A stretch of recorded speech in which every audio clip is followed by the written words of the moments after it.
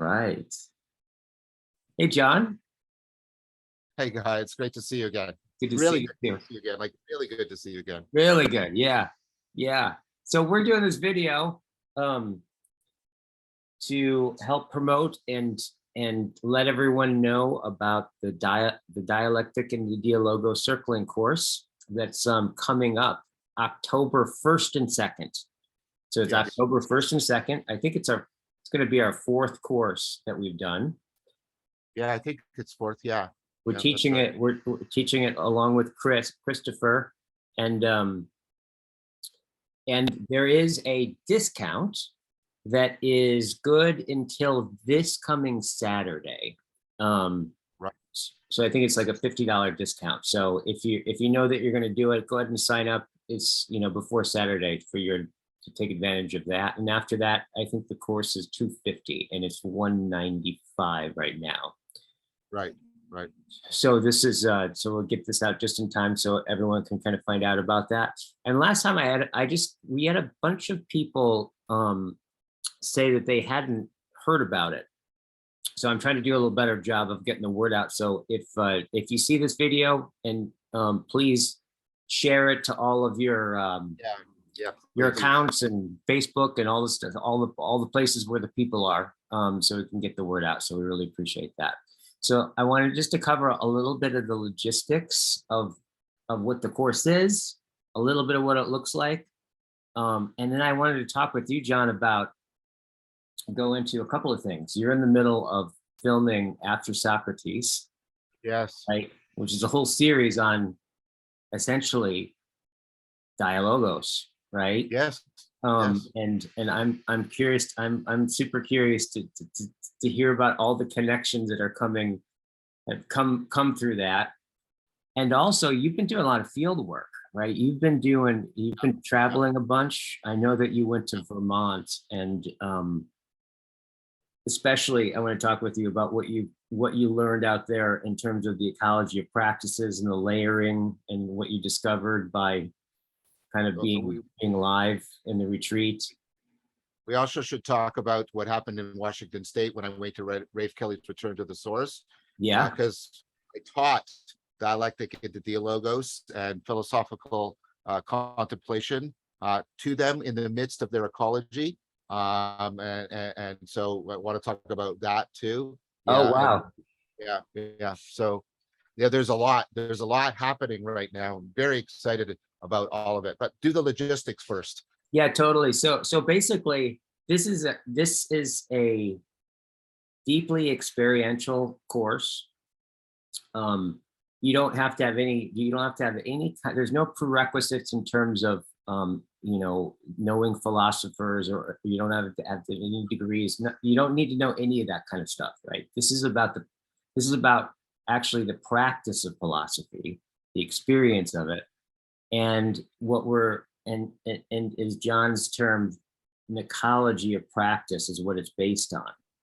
Yes. Dialectic and the dialogos is, you could say, the culmination of the practice, but it's really an advanced practice, and it's layered on top of so many different things. The first thing that we do is mindfulness, right?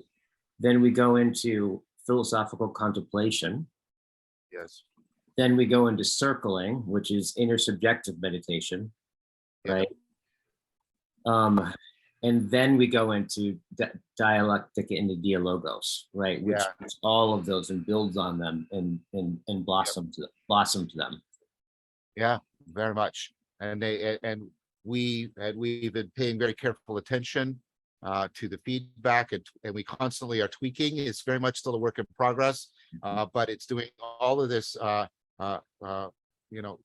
really getting how to properly get that scaffolding going and a momentum. And we keep getting amazing feedback, and many people are also actually commenting, because people take it usually more than once, and they'll comment on the improvements we've made and how sort of effective they are. I'm very excited about this project. It's very dear to my heart, and so I'm very happy that we're going to be doing this again soon. it's going to be so cool because we're going to be doing this probably very close to when the documentary film about my work comes out, in which I do a demonstration. At least I think it's part of it will be in the film of Dialectic into Dialogos with Johannes Niederhauser. More importantly, close to when After Socrates is going to be coming out. And so doing this course before After Socrates the two will just sing to each other. Yeah. The two will just sing to each other so much. So I'm very excited about how all of this is really taking on a life of its own. So I'm very enthusiastic about all of this right now. Totally. It seems too, John. I remember our first conversation. It was probably 3 years ago now at this point. But Yeah. one of the kind of the big, I don't know, connecting points, it felt like, or the insights was, I think we both got how deep your work has to do with relationship, right? Like the culmination of your work, the discovery of your work, the motivation of your work is deeply wedded to connections, dialogue, and relationship. And I remember that there was just something special about kind of having that recognition with you in that first conversation about just how deep that goes. And it kind of, I was just flashing to that, and it kind of feels like, I know it wasn't like the first time you thought of that or anything like that, but there was something new about it that glowed or came together. And I think that was kind of the beginning of the notion of dialogos, right? Very much. I mean, so yeah, a notion I actually developed in After Socrates is ratio religio, getting the properly proportioned connectedness. Yeah. And that the whole dialectic and the dialogos tradition is about, and these connections, connection with yourself, and they're all interwoven and interdependent and interporting. Connection with yourself, connection with others, and connection with reality. Those are the connections that enhance meaning in life, the connections that help you overcome significant ways in which you could be falling into sort of self-deceptive, self-destructive patterns, and also enhancing the sense that your life is meaningful. And so one of the things you pronounced it first, and but I sort of leapt on it like a tiger, is you said, well, wait, circling does the philia, the getting of the fellowship relationship, and then what dialectic into dialogos is we turn that philia onto Sophia. And instead of talking philosophy, we give people the capacity to actually cultivate the individual and shared love of virtue and wisdom as something that as transformatively experiential. And that's what people talk about. They talk about, I discovered kinds of intimacy that are not sexual and not friendship or familial, but this other kind of intimacy with myself and other people and with reality that I didn't know, but I've always been hungering for. And so, yeah, I mean, it is absolutely essential that we're trying to get people to recover communication as communing, as not just the exchange of information, but being in right relationship, rather than just holding right beliefs or asserting the right argument. Right. Yeah. Not just being informed, but being transformed. Exactly. And ultimately, we are not suffering from a lack of information. We're suffering from the opposite. Right. What we need is the transformation to give us the discernment we need in order to track what is most real in all of that information. Yeah, totally. So John, I'm curious about what you, when you did is it we call it parquet? Parkour. Parkour, yes. So let me so first of all, a major shout out to Rafe Kelly and also the other instructors. Return to the Source was one of the most transformative experiences of my life. A very powerful ecology of practices. There's parkour, martial arts, meditative practices, nature connection practices, imaginal practices. And then they had me teach. In addition to teaching some Tai Chi Chuan, I taught philosophical contemplation and dialectic into Dialogos. And Rafe and I also did some important discussions in which Socrates and Plato played pivotal roles. And this what it was really challenging for me because I was in a situation in which I was at a tremendous disadvantage with a lot of the people. I'm 60 and I'm there with a bunch of 20 somethings. Now they were wonderful people, and so many of them that were there because I was there and they wanted to be able to talk to me. But it was definitely I wasn't so I mean the martial arts art I was very good at because the Tai Chi training was prepared me very, and the meditation stuff and that, but the parkour and some of the other stuff, jumping out of so trees and rocks especially, yeah. and I got seriously injured. I mean, this arm was purple all the way up. Oh, wow. Yeah, I really I knew I was going to get seriously injured. By the way, that is not to tell you to not do this. Yeah. What Rafe is doing, like, you just have to set yourself, because, and I was cut and I was banged up, and my ego was shattered because I'd be sort of clambering over rocks in this clumsy fashion, and worried about seriously, and Rafe's daughter would be just sort of boing, boing, boing past me, and she's just, I was like wow, and his son is but what happened, and Rafe and the instructors and a lot of the students came up to me afterwards and they said, you're not good at this, but you are dogged. You keep showing up and you keep putting yourself into scary situations, right, and going through it. And I'm saying that because I hope this is justified. I'm really proud of that. It's different. It's a different kind of, I was by no means the best or anything like that. But the fact that, and that's part of what that is. It's an amazing, like, it's perfectly pitched so that everything is like really challenging but doable because of the facilitators and the teachers. Yep. And you're supported in terms of the virtue of your performance, as opposed to just sort of objective measures of how well you're doing something. Yeah. And so what happened is, I sort of earned everybody's trust. And then we went in and we did these practices. And I did the paraphrasing practice with them too, to get them warmed up. So I did the philosophical contemplation, the paraphrasing practice, and then we did dialectic into Dialogos. And the response to all of those was very powerful, very powerful. And for some of them, it was unexpected. So it was very interesting because this was a real test case. It was a real test case because we're normally doing this course and everybody's in their comfortable place and it's all on Zoom. This is in person.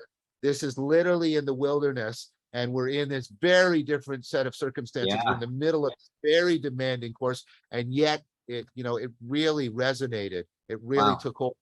That had a and so the other instructors wanted, like, one of the instructors asked me to teach him Lectio Divina because he wanted to pick up on some of the other practices. So that was that was very, very significant. And so more and more seeing the flexibility of this as a meta practice that can fit into like a very alive and powerful and transformative ecology of practices. And I want to thank Rafe again. And I want to recommend Return to the Source in his other retreats very strongly. And the other thing that was going on is that David Fuller and Chris Altoff were there, and they were filming the documentary. So it's going to be in the documentary. Some of that's going to be in the documentary. Wow. This is all weaving together. This is great. Yeah, very much so.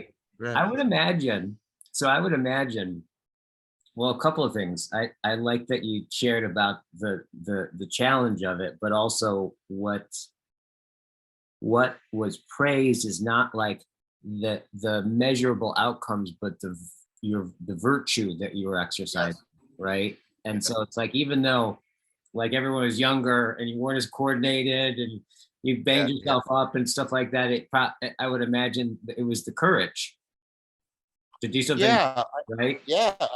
I mean, I first of all, I mean, I deeply respect. I mean, Rafe is a very important person for me, and so I was, and then I very quickly, Kyle and Aaron and Robert, I very quickly came to trust them, and then the Socratic training really, I mean, there's no way to say it, and you know, I can see people just easily dismissing it, but I'm just going to say it straight out. The Socratic training enabled me to do it. That's what it came down to. That's really what it came down to. And so and to get to, I wanted to do it because I wanted to put myself through that test. Right. And yeah, and so Right. that was just and then I went.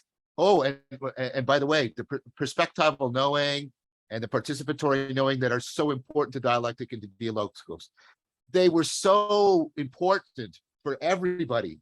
Yeah. At return to the source. Like, just get that everybody kept saying the vocabulary, and this was so helpful for understanding the practices and what's going on. So that was deeply resonant. Vocabulary. Is that you're doing this as you're talking about the vocabulary? It's funny. I kept getting the sense of you kind of grabbing rocks, right? And this, I would imagine, did people start to draw a lot of the parallels between when they were doing dialectic dialogos there to the actual exercises that you guys were doing and the physical activity? So you could kind of like, you could feel how they. Oh, and I wanted to tell you something else. Because you and I and Chris have been discussing that two-person practice. Yep. I did that there as well. But it was something interesting, because what I had them do is I had them do the practice, not just in general, but about this day that had a really challenging and pivotal event in it. And they did, and a lot of people said that really also was a powerful thing.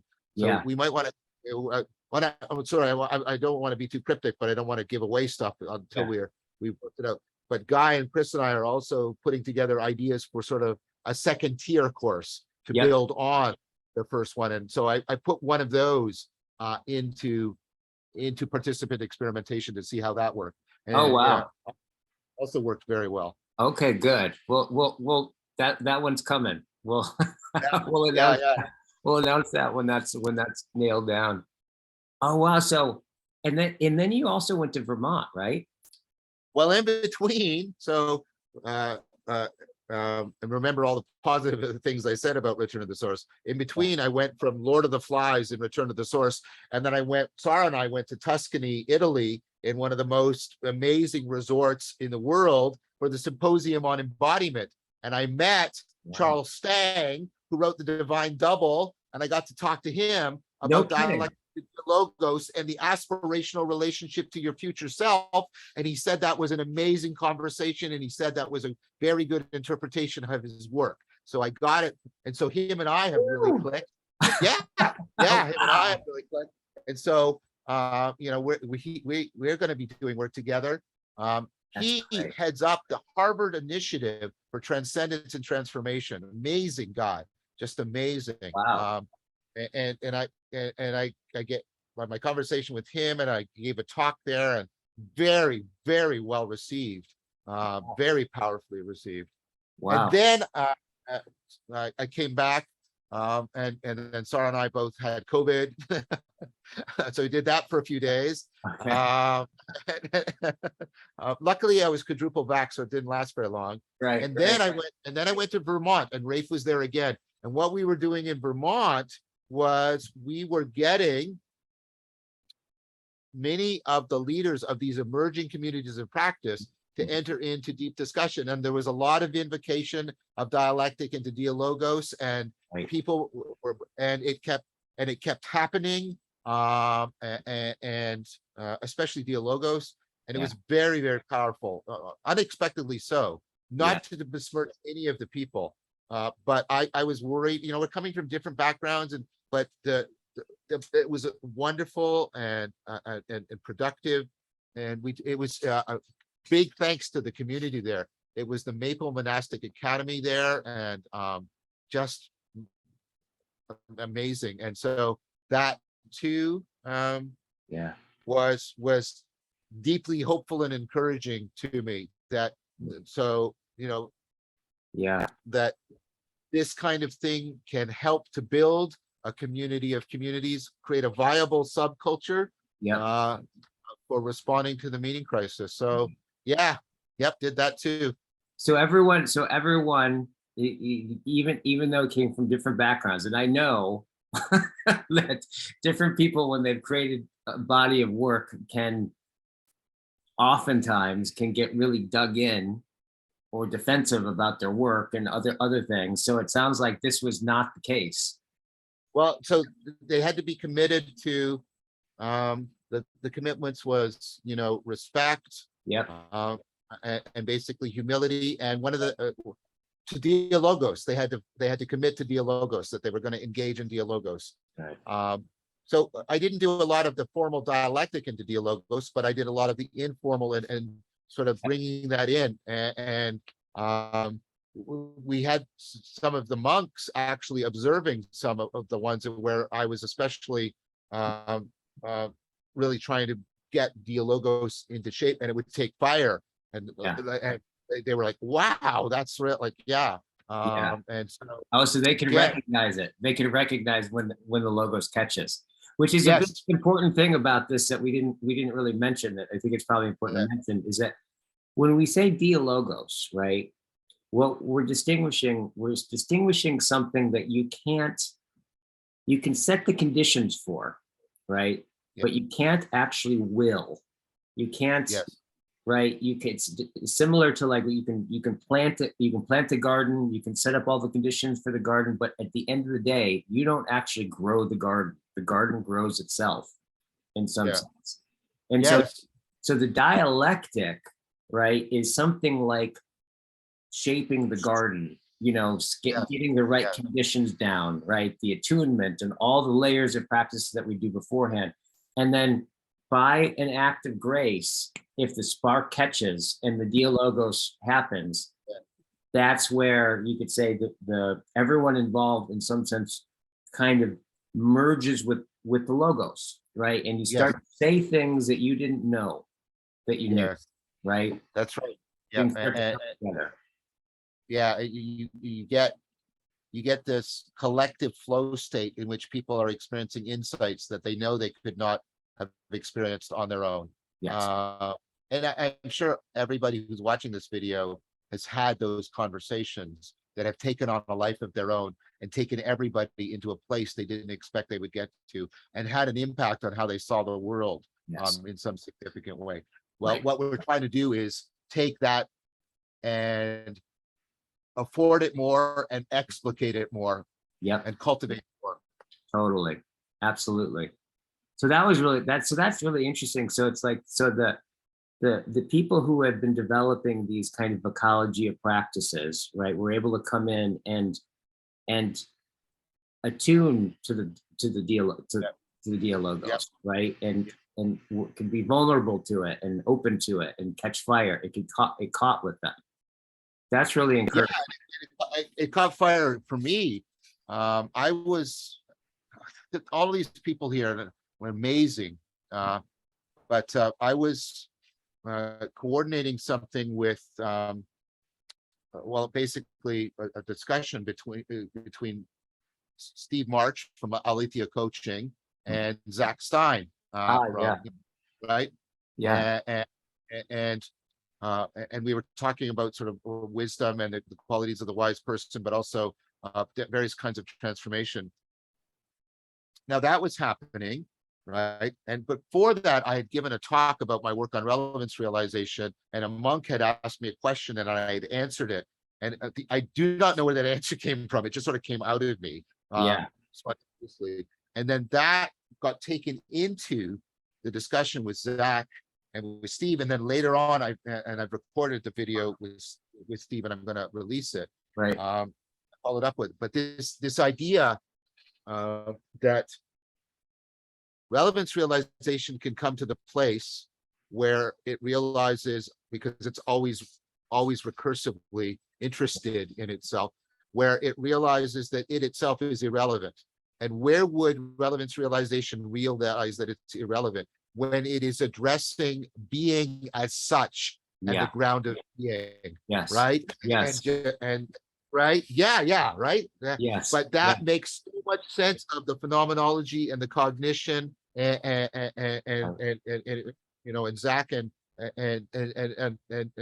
I always had this gap, because I had all this stuff about relevance realization, altered states of consciousness, higher states of consciousness, all of that. And then I had stuff over here about, you know, these experiences of the ground and one and scientia intuitiva. But there was this spark between them, and it just boom, right? Right. And what I'm saying is, it emerged dialogically, both in my interaction with the monk, and then in the interaction with Steve and with Zach, and then again with Steve. And so I experienced exactly that. And so again, it's like, it's hard to convey. That's just one example of many of these that many people had in Vermont. I have to thank Nathan Vanderpool for putting it together and organizing it. And like I said, the Maple Monastic Academy, just a beautiful monastery, beautiful grounds, beautiful people. So yeah, it's just like, when those moments happen, you get, and this is not hyperbole, and many people say this even in the course, right? You get a sense of the sacred that is viable for you again. It doesn't have to be connected to a supernaturalistic metaphysics that you don't find, you know, relevant or plausible, but you get this direct sense of a sacred connectedness to the depths of yourself and others, and like where intelligibility springs from. That these are I don't know, like they are the things that empower us in all the senses of that word to realize virtue, to realize wisdom. As you're talking, I keep thinking about like how Heidegger talks about like the event of philosophy, the event of truth, right? The event, everything that you're saying, like both the content and the description of the experience of saying it and realizing it shows itself to me as like it's a happening, right? This kind of opening up. It's